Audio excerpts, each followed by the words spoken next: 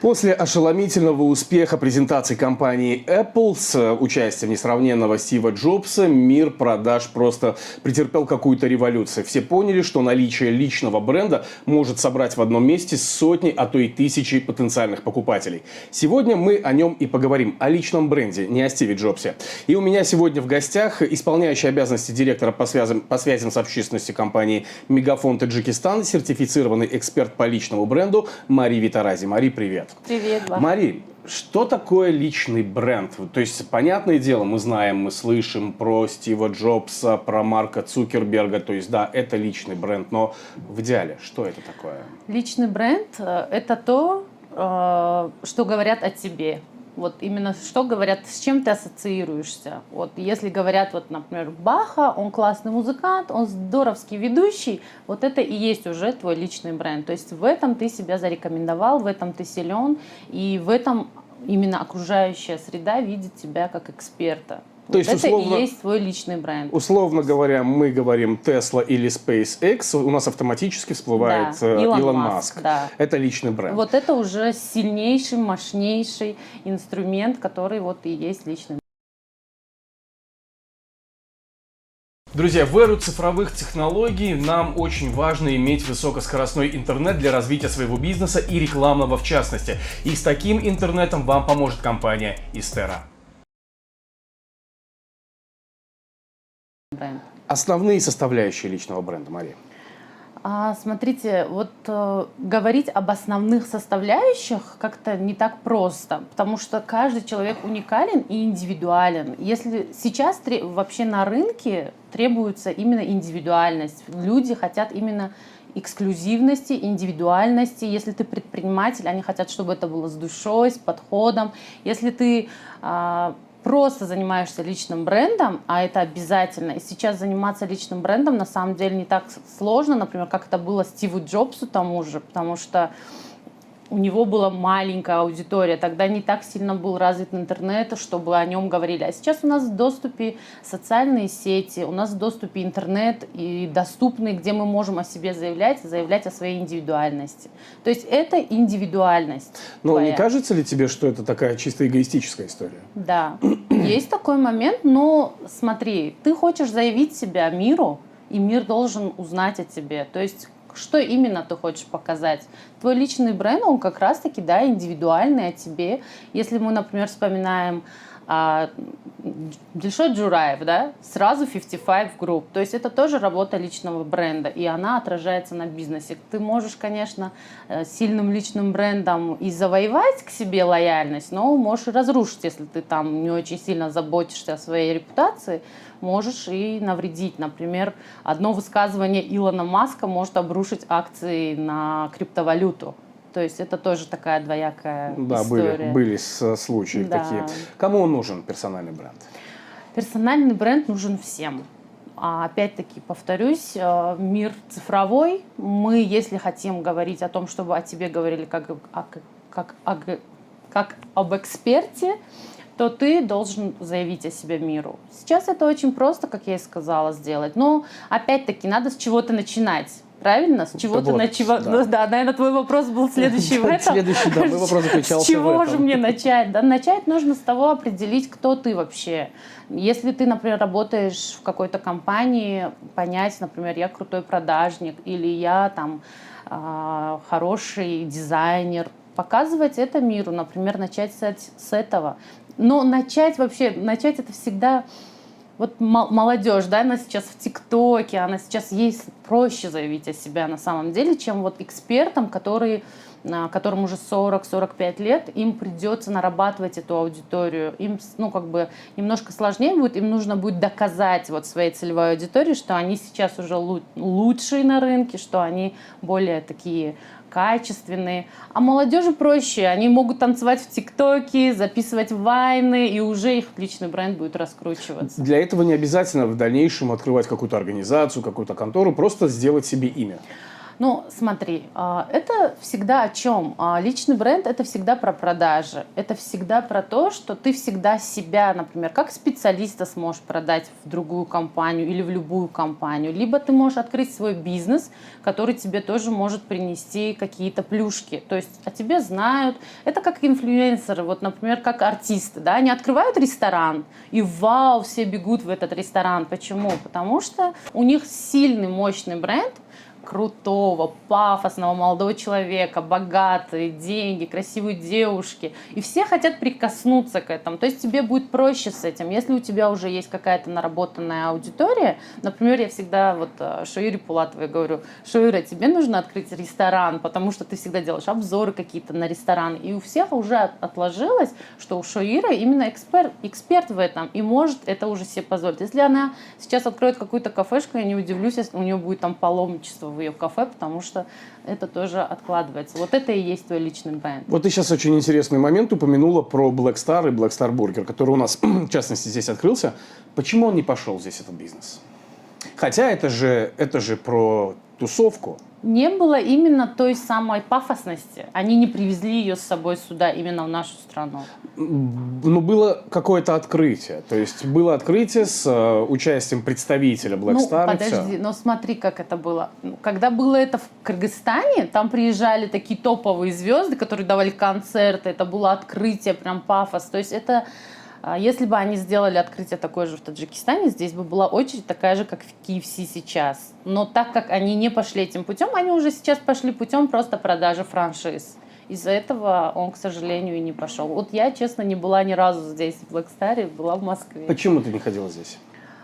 Не дошла. Я не очень люблю бургеры, и вот просто вот идти не Ну, а как же дошла. вот эта вот фишка прикоснуться к культуре? Я прикоснулась в Москве к ней, Достаточно. я ходила, да, мне как бы нормально. Ну, давай все-таки поговорим сейчас о том, как создавать личный бренд. Все-таки, Об инструментах. Да, инструменты какие нужно применять для того, чтобы построить свой личный бренд? Ну, как есть, смотри, сейчас есть соцсети, да, вот все зависит от того, как ты хочешь себя позиционировать. Если ты хочешь показать себя как классного специалиста, открывай Инстаграм и говори, делись своими классными наработками. Не бойтесь того, что кто-то придет и украдет вашу идею, что кто-то, знаете, вот бывает же такое, что вот я такой классный эксперт, а вдруг я поделюсь, и потом это никому не пригодится. Вот я всегда... К чему твоя экспертиза тогда? Да, а я наоборот, например, привожу в пример Одинаева Навруза. Он делится, и к нему идут дальше за более подробной информацией, потому что, это, я же говорю, это личный бренд работает так. Если ты не показываешь себя, не боишься делиться своей экспертизой, к тебе и пойдут. То есть вот пойдут за вот этой вот, чтобы получить детально, чтобы более там, если мне пригодятся какие-то юридические услуги, узнать какие-то детали, раскрыть масштабы и все в таком духе. Вот если ты эксперт, вот я призываю всегда всех своих слушателей курса, пожалуйста, не бойтесь делиться экспертизой. Если вы уже крутой специалист, если вы уже наработали себе, у вас есть какие-то инструменты, не бойтесь ими делиться с молодежью, с той же, потому что вы не потеряете. Вот если чем ты больше отдаешь, тем ты больше получаешь. Это закон такой, и на самом деле он работает так. Вот. Ты сейчас вот упомянула про Инстаграм и, в частности, вот привела в пример Навруза Одинаева, да, который в Фейсбуке у него очень активен. Да, Фейсбук, дает Инстаграм. Все зависит от твоей целевой аудитории. Вот, еще есть какие-то платформы, может быть, где еще и как можно продвигать свой личный бренд? Ну, сейчас очень популярная соцсеть – это ТикТок. Там себе тоже можно продавать именно свою экспертность очень грамотно. Например, недавно ко мне обращался один обувной магазин, я предложила под музыки, под тренды делать вот просто переключение обуви. И это тоже будет круто заходить в твой магазин, например. Это в ногу со временем, это будет трендово. И то есть можно, даже в ТикТоке ты можешь уже себя продавать. То есть именно свой продукт, свою экспертность. ТикТок очень классная платформа. А как же менталитет? Я имею в виду вот серьезные, добившиеся каких-то успехов люди, которые живут у нас здесь. Им говорят, вот есть отличная платформа ТикТок, ты там можешь заявить себя. Как вот можно переступить через себя и сказать, да, ну, ребят, ну это же не серьезно для молодежи. Как я вот такой серьезный У меня есть аргумент, кстати, есть аргумент. Мэр города Вологда, в ТикТоке каждый день рассказывает про какие-то сложности в городе, про какие-то решения проблем, канализации, света. То есть это же можно делать и по-деловому, то есть это можно делать по-всякому. То есть смотря то, что ты хочешь показать. Можно и танцевать просто в ТикТоке. Ну, конечно, если ты серьезный бизнесмен, тебе это не подходит. Ты можешь рассказывать через личный бренд, через личное лицо, как это сделать красиво. Я всегда вот привожу в пример этого мэра города. Он мне очень нравится, я за ним слежу, как он это делает, в трендах показывает, насколько можно даже про город рассказывать интересно. У нас когда-нибудь до этого дойдет? Я думаю, да, у нас современный мэр, и я думаю, почему бы нет, если у него такие появятся пиарщики, которые смогут это реализовать, мне кажется, это было бы здорово. Тем более он очень современный, молодой. Да, и насколько я знаю, молодежь с большим уважением относится к нашему мэру. Я думаю, воспримут его вот это вот Да, порыв. если, например, показать, например, не его личное лицо, а вот как он решил какую-то проблему, там, я не знаю, вот так щелчком пальцев показывать, как у нас там выросло какое-то здание, или там, как у нас какой-то парк, или как у нас там заработало что-то, или решилась какая-то проблема, мне кажется, Это можно зайдет. это делать. Да.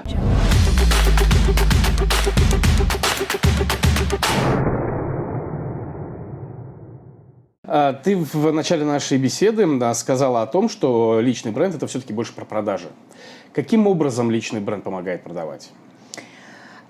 Помогает как? Помогает так, что, например, личный бренд – это ассоциация, это чувства, это эмоции, которые ты вызываешь. Вот, например, там, я не знаю, кто, вот тот специалист, хороший пиарщик, я ему доверюсь. Да? То есть это ассоциация какая-то, какие-то чувства. И как это может продавать? Продавать это может легко и просто, я как и сказала. Например, у тебя есть уже наработанная база, ты ей предлагаешь какой-то свой продукт, лояльность к тебе повышена, естественно, продажи будут большими. Например, как это делают все топовые блогеры, их называют инфо-цыганами, которые, да, которые продают свои какие-то продукты. Как они пошли? Они пошли путем тем, что набрали себе подписчиков, разработали какой-то свой продукт и продают его. То есть вот так это и работает. Если у тебя подписчики, есть к тебе лояльность, ты это будешь продавать. Можно продавать даже с 50 подписчиками. Если ты хочешь продавать, ты можешь 5, например, из 50 продать, и уже у тебя будут продажи. То есть это не о количестве сейчас, именно о том, что ты вызываешь. Вызываешь ли ты доверие,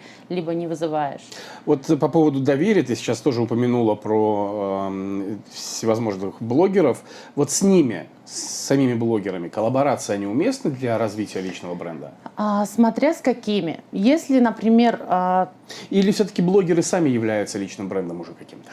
Подожди, коллаборация и блогер, да, блогеры являются, но коллаборации должны быть обязательно, чтобы тебе привлечь еще иную аудиторию, тебе обязательно нужно коллабиться, да. Это инструмент, посредством которого ты развиваешь дальше свой блог. Но опять-таки не нужно вступать с такими блогерами, например, которые не соответствуют твоим брендам. Например, она танцует всегда, а ты там серьезно продаешь. И то есть найди именно то, что соответствует твоим ценностям, твоему коллабу. Но почему? Ее же подписчики в любом случае потребители того или иного товара, который, возможно, даже я и предлагаю. Нет, здесь палка о двух концах. Здесь может случиться так, что сработает в обратно, типа, не так уж небольшое доверие. И вообще вот начинающим, именно кто начинает работать с личным брендом, я не рекомендую с большими сразу блогерами коллабиться, потому что это убивает твоих подписчиков. Лучше начать с маленьких. Именно такие вот, например, у него 10 тысяч подписчиков, и у тебя 10 тысяч подписчиков, и вы вот обмениваетесь ими. То есть вы там какой-то разыграли iPhone, и вы друг другу передали подписчиков, потому что здесь больше, опять-таки, доверие к тебе возрастает. Если ты, например, тебе там 2000 подписчиков, и ты идешь коллабиться с миллионником, то есть, какой у тебя с ним? То есть ты себя ставишь не на один уровень. Ты именно перепрыгиваешь. Те подписчики, они уже более избалованы другим контентом, а у тебя ты только нарабатываешь свою базу. Из-за этого с этим будьте аккуратны, потому что многие сейчас играют гивы различные, разыгрывают. Это может убить твою страницу. То есть Инстаграм может подумать, что ты спамишь и отправить тебя в теневой бан, где ты уже не выйдешь оттуда очень долго. Вот по поводу гивов. При создании, при построении личного бренда гивы, они тоже уместны или неуместны вообще? То есть, ну, GIF — это же история подкупа, по большому счету. Да. То есть ты ничего не предлагаешь, ты не даешь какого-то контента людям, ты просто подкупаешь их.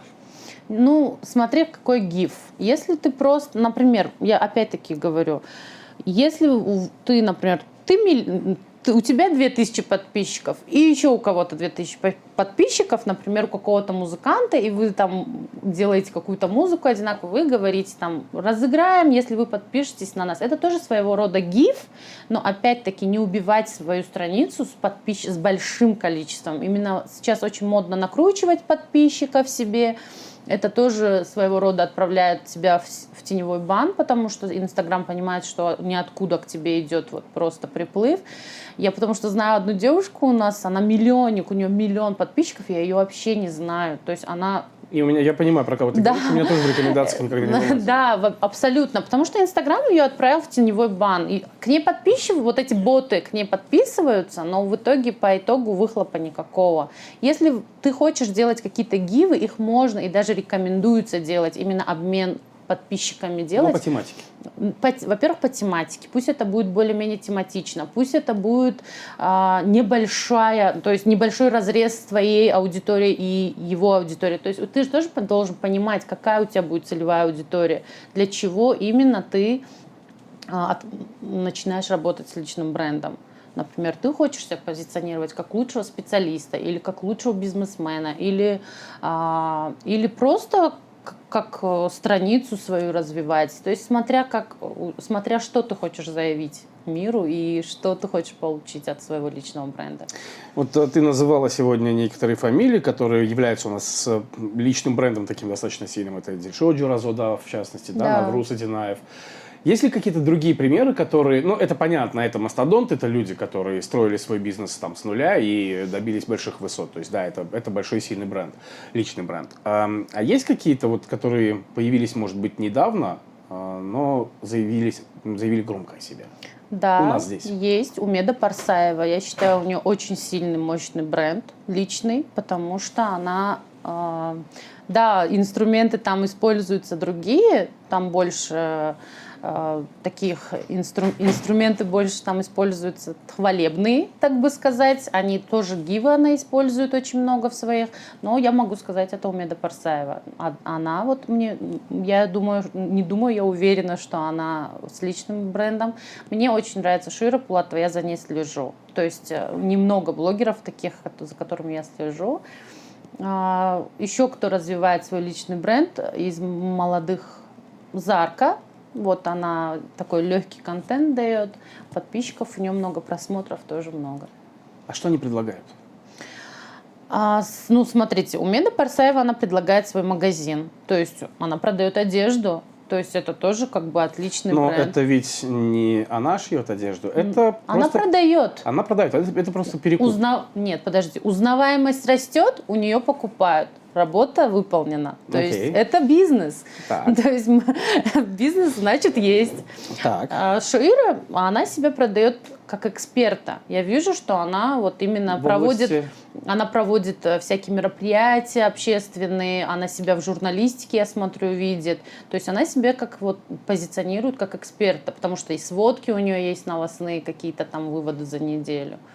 А Зарка, у нее более легкий контент, у нее просто она занимается этим, у нее легкий контент, она продвигает себя, может, рекламные деньги какие-то зарабатывает.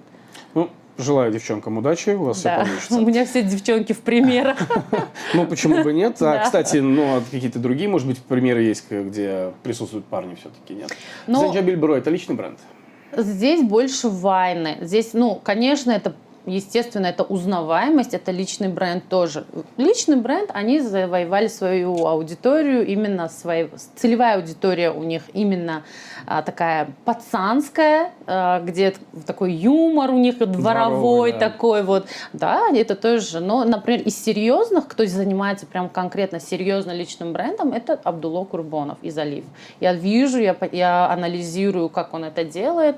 Здесь очень грамотный и четкий подход, как он хочет, как он выглядит именно. Наверняка еще не все знают, кто такой Абдулло Курбонов, но в ближайшее время он очень громко о себе заявит, все предпосылки к этому есть. Я забыла сказать про Нафису Имранову. Вот у нее очень сильный бренд личный. Она очень Даже молодец чаще в этом. всплывает Нафиса Имранова, нежели ее бренд Да, «Живч». да.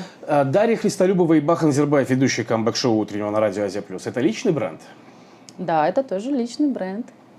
Но больше я вас разделяю. Это не камбэк-шоу для меня. Для меня Даша — это отдельный такой ведущий женского пола. И Баха — это тоже такой ведущий мужского пола. То есть именно конкретно как ведущих конкретного шоу я вас не вижу. А отдельных ведущих, да. Ну, может, потому что я не слушаю радио, простите. Занимайтесь больше. Я Дашу стала больше видеть, кстати. И мне очень нравится сейчас вот... Я же говорю, ваш индивидуально я рассматриваю. Не как вот тандем. Союз, о котором ты сказал, да, тандем какой-то, а именно раздельно. Мне нравятся очень ее вот выпуски, вот «Дежурный по городу», по-моему, был что-то. Шабака, вот да. Что-то такое. У тебя вот, я смотрю, тоже сейчас подкасты. Это тоже очень... Но не как вместе, как тандем, а вот именно раздельно. Я вас, конечно, да. У нас получается построить личный бренд. Ну, да. мы на правильном пути. Очень правильно. Почему? Потому что мне говорят часто... Если говорить, кого из ведущих звать, говорят Баху Назарбаева. А если мне девочка нужна, тогда Дашу Христолюбову.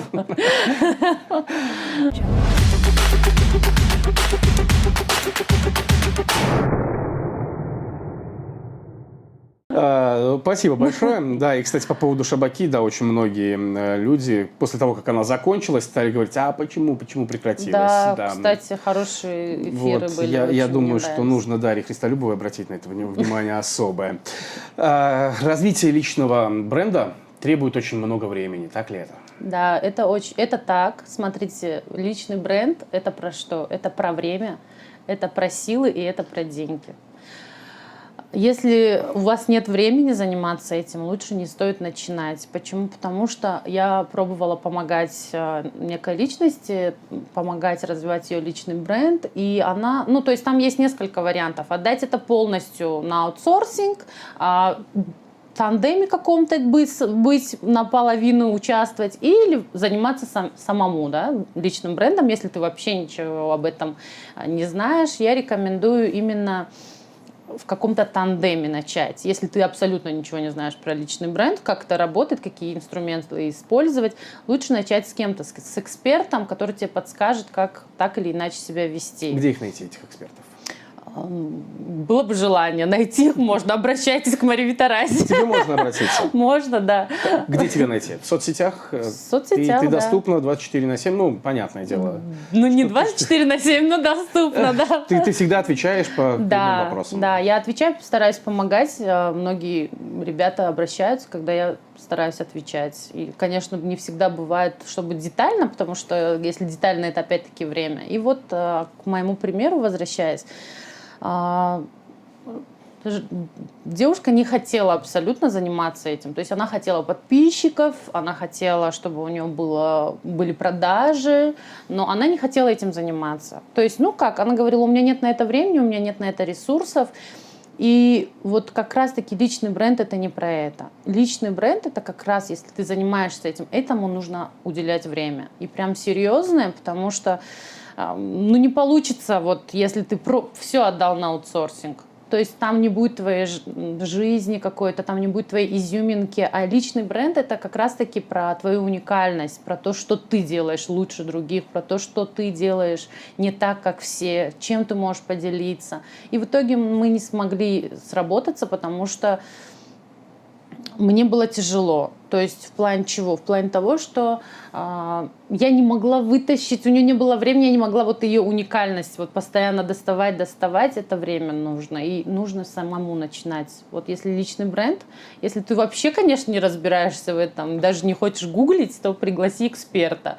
А если ты этим прям вот будешь серьезно. Конечно, если ты как Собчак, ты можешь отдать это уже на аутсорсинг, уже все знают, какой у тебя личный бренд, чем ты занимаешься и так далее. В таком случае, конечно, уже можно отдать на полный аутсорсинг, а если ты только начинаешь, приложи к этому усилия, деньги и время. Вот личный бренд, помимо того, что это все затратно, помимо того, что это время много съедает, это же еще и большая ответственность. Я имею в виду, что у тебя нет права быть, грубо говоря, собой, да? У тебя есть какая-то точка зрения, какое-то мнение по тому или иному вопросу, но ты не имеешь права высказать, потому что твои подписчики, люди, которые тебя окружают, они тебя просто могут не понять. Вот как здесь быть? Наступать себе на горло и говорить: окей, я построил личный бренд, но я не буду иметь своего мнения в этом, Ну, в этом или том смотри, вопросе. ты можешь иметь свое личное мнение, если это не касается политики и религии. Ты можешь иметь свое мнение. Но Ну, хорошо. если ты занимаешься религией или политикой, ты можешь иметь мнение, поэтому просто это две темы, на которые не стоит говорить, потому что там будет абсолютно Это понятно. всегда разный взгляд. Это понятно. Но я, допустим, построил свой личный бренд, я очень узнаваемая личность, я супер крутой. Я говорю про какого-то там, не знаю, блогера, допустим, что-то не очень хорошее. Это же тоже ответственность. Соглашусь, да. Это на самом деле личный бренд, это большая ответственность, я согласна с этим. Почему? Потому что ты можешь порушить все, как мы и говорили, да, вот Илон Маск может обрушить просто какие-то котировки, какие-то акции, да, ты берешь на себя эту ответственность, что ты выглядишь именно так, что ты такой, ну, конечно, если ты эпатажная звезда, если ты любишь эпатаж, там, фонтанировать своими идеями, никто может и не обратиться, может быть, к тебе и пришли за этим, но если ты серьезный бизнесмен, то да, тебе нужно быть очень аккуратным и осторожным в высказываниях. Вот ты еще про финансы упомянула. Насколько это дорого? Понятно, что все индивидуально, но это требует определенных вложений финансовых. Да, вот как раз сейчас ехала и слышала по радио, говорили о том, что реклама, она действительно сейчас с каждым годом растет. То есть Facebook, Instagram, они очень любят деньги, это есть факт. То есть твоя таргетированная реклама, она будет обязательно у тебя, если ты будешь заниматься личным брендом. Например, так же, как большие компании, да, в основном своем многие ставят на платную рекламу той или иной продукт, потому что его ты хочешь, чтобы увидели. А сейчас цены возрастают, и все зависит от того, насколько ты готов туда вкладываться, насколько ты готов тратить туда время. Вы знаешь, Бах, вот я смотрю, сейчас предприниматели на самом деле стали больше даже вот в Таджикистане обращать внимание на личный бренд. Вот, например, вот 55 Group. Очень пристальное внимание, не говоря уже о таких гигантах, как телеком, да, отрасль, там, естественно, этому придают большое значение, и сотрудников там взращивают в этом, то есть и самих спикеров. Я смотрю, стали обращать внимание, действительно уделять этому внимание. И я призываю, наверное, вот так как мы говорим про бизнес, чтобы уделяли этому больше внимания, потому что если ты хочешь, чтобы у тебя продавалось, то есть займись этим. Но это личный бренд, это же не только про тебя лично. Это проще, это самый легкий путь на самом деле. Если ты заработал себе, вот, например, как Стив Джобс, классную репутацию, тебе и продавать легче. Но ты можешь просто свой продукт продавать такими же инструментами, таким же способом.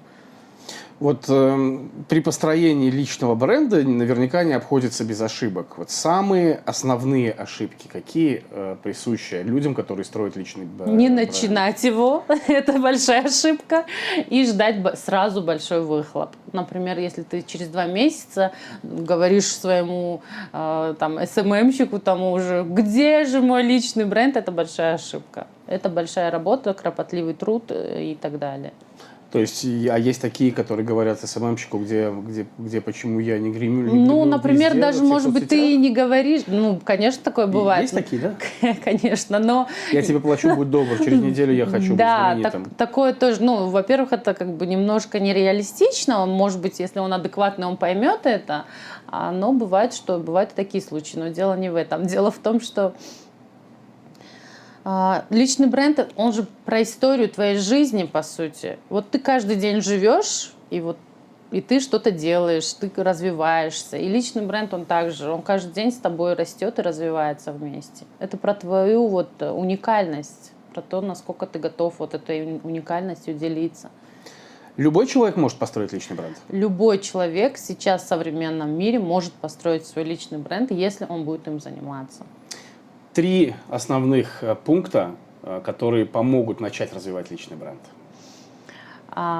узнать свою целевую аудиторию. Вот, во-первых, идентифицировать себя. Так, это Кто первый ты, да. Ты идентифицируй себя, например, я крутой пиар-специалист, или я классно там обувь продаю, или я там, я не знаю, крутой ведущий, или я музыкант. То есть ты должен определиться, кто ты. Если ты классный врач, например, начни с этого, делиться. Второе – это определить аудиторию свою. Насколько она у тебя есть, ну вообще потенциально, возраст их определить, чтобы твой контент им тоже заходил. Потому что если у тебя там 14-18, им нужен другой контент. Если у тебя аудитория чуть старше, им тоже нужен другой контент. Ну, например, врачи – это, наверное, больше взрослая аудитория. Да. Определить именно, кому ты хочешь донести именно свою мысль основную, что ты есть, заявить о себе в этом мире. И третье? Да. Ну и третье, заниматься этим, построить себе контент-план, конкретный контент-план, да, именно стратегию сделать минимум там, на 2 месяца, потому что ты устаешь. Вот бывает, что вот ты делаешь, стараешься, но вот, не продает у меня, не получается, ты устаешь. Вот именно вот последовательность, чтобы у тебя была последовательность, сделать контент-план и идти к нему. Поэтому запоминайте 3 пункта для того, чтобы построить личный бренд. Это самоидентификация, потом определиться с целевой аудиторией, ну и дальше следовать контент-плану, который вы разработаете. Мария, у нас есть рубрика, называется «Ни в коем случае». Чего ни в коем случае нельзя делать при строительстве личного бренда? Все можно делать при строительстве личного бренда, но я, как сказала, нельзя не начинать. Начинайте. То есть с чего-то можно начинать всегда. Если ты не начинаешь, он и не будет. Нельзя не начинать. Отлично. Спасибо большое. Спасибо большое.